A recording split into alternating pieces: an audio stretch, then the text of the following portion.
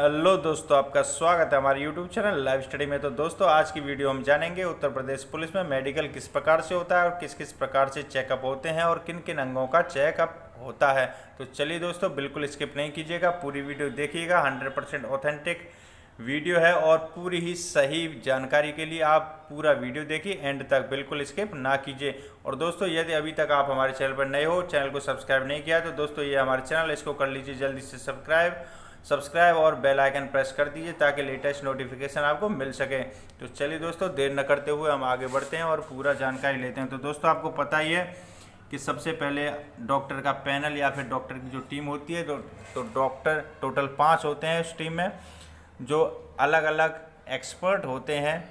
तो दोस्तों, यहाँ पर मैं आपको बता देता हूँ, सबसे पहले सिलेक्टेड कैंडिडेट्स को बुलाया जाएगा। ये आपको पता ही है, उनकी फाइल डॉक्टर्स के पास में पहले से ही मौजूद होती है और डॉक्टर का जो पैनल होता है उसमें 5 डॉक्टर होते हैं।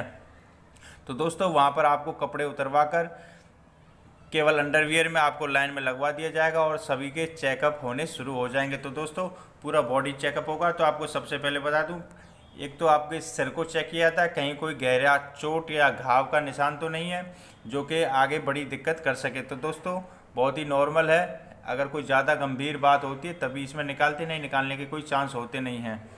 चलिए दोस्तों, आगे हम चेक करते हैं। इसमें आई चेकअप होता है दोस्तों, eye vision, colour vision checkup होता है। तो दोस्तों, यहाँ पर मैं आपको बता देता हूँ, टॉर्च लगाकर आंखों को देखा जाता है कि कहीं आंखों का कहीं ऑपरेशन तो नहीं करवाया गया है। तो दोस्तों, आपको पता है कि 6x6 की आंख जो है चाहिए। 6x6 का इन सेंस मतलब समझ लीजिए कि 6 मीटर की दूरी से 6 mm का लिखा हुआ दिखना चाहिए, जो कि ABCD या जो भी सीट लगी होती है आपको पता ही, वो सब दिखना चाहिए। तो दोस्तों, 6x6 की जगह पर एक आंख अगर 6x9 की है तो भी वो चल जाएगी। तो दोस्तों, इस प्रकार से टॉर्च लगाकर कुछ देखते हैं डॉक्टर कि कहीं ऑपरेशन तो नहीं हुआ है, किसी प्रकार की कोई खराबी तो नहीं है आंख में। तो दोस्तों, इस प्रकार की जो सीट है उसको दिखाकर आपसे पूरा चेक पढ़वाया जाता है कि कहीं आपकी आंखों को कम तो नहीं दिखाई दे रहा है, क्या 6x6 कंप्लीट है या फिर नहीं है। तो दोस्तों, यदि एक आंख 6x9 भी है तो भी वो चल जाती है। दोस्तों, एक आंख बंद करके दिखवाएंगे, फिर उसके बाद दूसरी आंख को बंद करके दिखवाएंगे, उसे पढ़वाएंगे क्या दोनों ही आंख सही है, 6x6 हैं या नहीं। तो दोनों आंखों का चेकअप होता है दोस्तों इस प्रकार से। एक आंख को बंद करके डॉक्टर पूछेगा, उंगली रख के पूछ सकता है कि इस लाइन को बताइए, या फिर ये कह सकता है कि कंप्लीट ऊपर से नीचे तक सारा पढ़िए। तो दोस्तों, ये डिपेंड करता है डॉक्टर पर। इस प्रकार की कुछ सीटें आएंगी जो कि आपको वहाँ पर दिखाई जाएंगी। तो दोस्तों, इसको आप पहले से पढ़ सकते हो, मार्केट में अवेलेबल है। तो दोस्तों, इस प्रकार की एक बुक मिलेगी आपको जिसमें आपको कलर विजन चेक करने के लिए मिलता है। तो दोस्तों, इस प्रकार से लिखे हुए होते हैं सभी और उसमें ये अंदर पढ़वाते हैं कि इसमें क्या है। तो दोस्तों, इसमें आपको पता है कि 6 लिखा हुआ है, इसमें लिखा हुआ है 12 और इसमें लिखा हुआ है 74, इसमें लिखा हुआ है 42। तो दोस्तों, ये सब आपको चेक करते रहना। इस प्रकार से कोई आपकी आंखों में कलर विजन तो नहीं है, इसको चेक करवा लीजिए आपके निकटतम डॉक्टर से, एक्सपर्ट आई एक्सपर्ट के द्वारा। तो दोस्तों, आगे मैं आपको बता देता हूँ कि ज़्यादा कोई गंभीर समस्या नहीं होती है तो नहीं निकालते हैं, लेकिन कलर विजन काफ़ी बड़ी समस्या होती है, इसलिए इसको नहीं अलाउ किया जाता है। यदि कलर विजन है बच्चे को तो उसको बाहर निकाल दिया जाता है। तो दोस्तों, यहाँ पर मैं आपको बता देता हूँ, मार्केट में बुक अवेलेबल होती है, आप जाके मार्केट से लेके आप अपना चेक भी कर सकते हो स्वयं। तो दोस्तों, यहाँ पर ये देखा जाता है कि अलग अलग कलर को पहचानने की शक्ति है या नहीं बच्चे के अंदर। तो दोस्तों, इस प्रकार की कुछ सीटें होती हैं, आप इन सबको एनालाइज कर सकते हो। आप वीडियो को पॉज करके इसको पूरे को सभी को पढ़ के देखिएगा किस प्रकार से यहाँ पे लिखा हुआ 12, 8, 6, 29, 57। इस प्रकार से दोस्तों आपको पूरा ये सब चेक कर लीजिए। कहीं किसी प्रकार की कोई त्रुटि है तो अपने निकटतम डॉक्टर आई स्पेशलिस्ट से आप सलाह ले सकते हो। तो दोस्तों, आगे चेकअप होता है हाथ का, कहीं टूटा हुआ तो नहीं है, किसी प्रकार से टेढ़ा तो नहीं है, कोई हड्डी निकली हुई तो नहीं है। तो दोस्तों, यहाँ पर मैं आपको बता देता हूँ, हाथ में बेंड तो नहीं है, कोहनी टेढ़ी तो नहीं है। तो दोस्तों, बेंड चेक करने के लिए यहाँ पर एक एंगल होता है, उस एंगल को चेक किया जाता है कि कहीं हाथ में एंगल तो नहीं है जो कि आगे दिक्कत दे। तो दोस्तों, सीधे दोनों हाथों को सीधा चेक करके, सीधा करके दोनों हाथों को सीधा करके चेक करते हैं कहीं हाथ टेढ़े तो नहीं है। यदि टेढ़े होते हैं तो उन्हें निकाल दिया जाता है, मेडिकल अनफिट कर दिया जाता है। तो दोस्तों, यहाँ पर एक और चेकअप कर लेते हैं। कहीं कहीं किसी किसी सेंटर पर दोस्तों ये चेकअप हो जाता है, UPSI में भी होता है दोस्तों, और ये UP कांस्टेबल में भी कहीं कहीं हो जाता है ये चेकअप। तो दोस्तों, इस चेकअप में आपकी अपनी उंगली, डॉक्टर अपनी उंगली आपकी मुट्ठी में देगा और आपसे कहेगा इसको टाइट से पकड़िए और उंगली को अंदर घुमा के देखेगा क्या आपकी उंगलियां किसी प्रकार से टूटी हुई तो नहीं है, उंगलियों की पकड़ मजबूत है या नहीं, कई उंगलियों में फ्रैक्चर तो नहीं है। और दोस्तों ये भी चेक करते हैं कि पूरी उंगलियां सुरक्षित हैं या नहीं। तो दोस्तों आगे चेक होता है पैर का जो कि टूटा हुआ तो नहीं है, कहीं फ्रैक्चर तो नहीं है, या फिर कोई टेढ़ा मेढ़ा तो नहीं है, फ्लैट फुट तो नहीं है, या फिर नौकनी तो नहीं है। तो दोस्तों चलिए आगे जानते हैं फ्लैट फुट किस प्रकार की समस्या है। तो दोस्तों इस प्रकार की समस्या, दोस्तों ये नॉर्मल फुट है, इसमें आप पास कर दिए जाओगे, और ये होता है फ्लैट फुट। तो दोस्तों आपको ये मैं आपको बता देता हूँ कि फ्लैट फुट के लिए आपको एक पानी में आपको पैर को गीला करवा के एक मैट पे, एक अलग तरीके की मैट होती है उस पर आपको चलाएंगे, या फिर फर्श पे भी चला सकते हैं, सूखे फर्श पे, जिस पे आपके पैर या पंजे के जो चिन्ह हैं वो छप जाते हैं, पैर छप जाता है। तो उसे देख लेते हैं कि इस प्रकार की अगर आकृति बन रही है, इसका मतलब आप पास हो जाओगे, नॉर्मल फुट है। और अगर इस प्रकार की आकृति बन रही है या फिर इसका मतलब फ्लैट फुट है। इसका मतलब समझिए यहाँ से आपका जो पैर है पूरा दबा हुआ है, और इस प्रकार से जो शेप होती है तो वो नॉर्मल फुट होता है। यहाँ पर आप समझ लीजिए अगर कुछ कर्व टाइप आ रहा है तो आप समझ लीजिए आप सही हो, आपका पैर सही है, यानी कि नॉर्मल पैर है। यदि सीधा पैर है, पट्ट पैर जो कहते हैं शुद्ध भाषा में, तो वो उसको मेडिकल अनफिट कर दिया जाता है। तो दोस्तों यहाँ पर मैं आपको बता देता हूँ कि नौकनी की समस्या, यदि घुटने मिले हुए तो नहीं है। तो दोस्तों जब नौकनी चेक किया जाता है तो आपके एड़ी और पंजों को मिलाकर चेक किया जाता है। यदि आपके एड़ी और पंजे मिलाने के बाद घुटनों के बीच में जो गैप यदि एक स्केल निकालने के बराबर भी गैप है तो आपको पास कर दिया जाएगा, अन्यथा नौकनी में आपको बाहर कर दिया जाएगा। तो दोस्तों ये जो समस्या इस प्रकार की, इसे कहते हैं नौकनी, और ये हो जाओगे आप, इस तरीके के गैप भी है जरा सा भी तो आपको पास कर दिया जाएगा दोस्तों। तो यहाँ पर और कुछ देख लेते हैं नौकनी के समस्याएं। तो देखो ये देखिए दोस्तों, ये नौकनी है, ये पास हो जाएगा, और दोस्तों ये भी नौकनी है।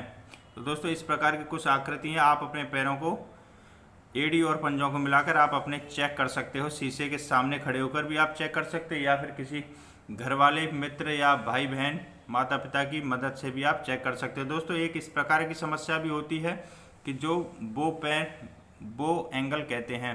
दोस्तों यहाँ पर मैं आपको बता देता हूँ कि इस प्रकार से देखिए, ये तो नौकनी है, ये नॉर्मल है, और ये हो जाता है आपका बो एंगल, बो लेग जिसे कहते हैं कि पैर बाहर, घुटने जो है बाहर की तरफ मुड़े होते हैं। तो दोस्तों ज़्यादा ही कुछ अलग तरीके से होते हैं, ये पैर घुटने बाहर की तरफ निकले होते हैं, ये भी काफ़ी गंभीर समस्या है यदि आपके पैर बाहर ज़्यादा निकले हुए हैं। तो अगर आपको किसी प्रकार की डाउट है तो आप कमेंट में पूछ सकते हो। वीडियो अच्छी लग रही हो तो दोस्तों लाइक करते रहिए और अधिक से अधिक शेयर करते रहिए।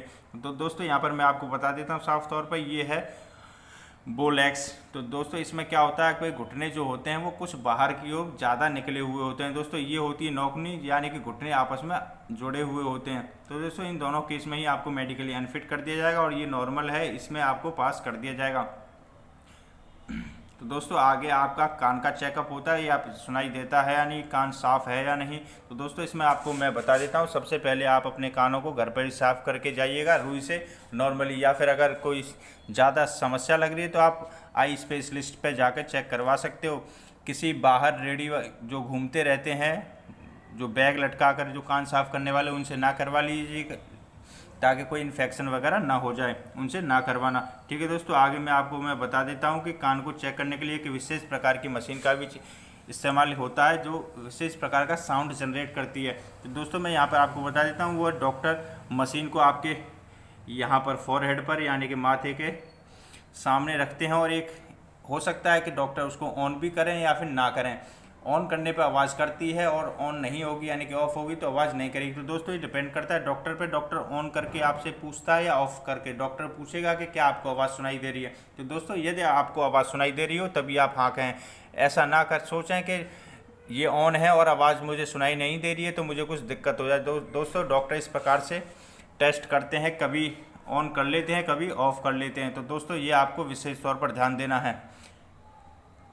आगे मैं आपको बता देता हूँ, कभी आपके किसी एक साइड वाले कान पर लेके जाकर चेक करेंगे, कभी दूसरे कान पर लेके जाके चेक करेंगे, और कभी सिर के ऊपर यानी कि फोरहेड के सामने माथे पर भी आपको चेक करेंगे, और स्पेशल टाइप की जो आवाज़ है वो जनरेट होती है। तो दोस्तों आप जब बीप की आवाज़ सुनाई दे तो आप कहें कि आ रही है, अन्यथा मना कर दें नहीं आ रही है। तो दोस्तों कुछ ज़्यादा खास समस्या नहीं होती है।